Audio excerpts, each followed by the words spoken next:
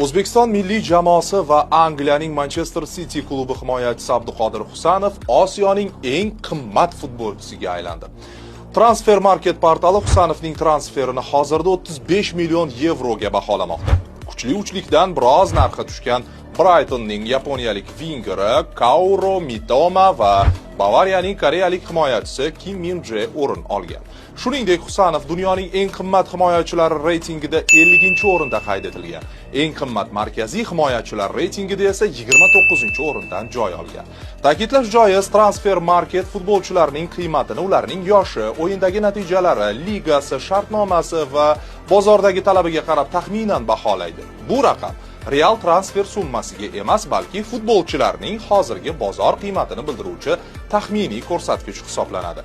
Eslatib o'tamiz, asli Toshkentning Bunyodkor klubi tarbiyalanuvchisi bo'lgan Abduqodir Husanov 2025-yil yanvarida Fransiyaning Lens klubidan 40 million yevro evaziga Manchester City safiga qo'shilgan edi. Husanov joriy mavsumda jamoasining asosiy himoyachilaridan biriga aylana boshladi. Orada u jarohat olib, ketma-ket o'yinlarni o'tkazib yubordi.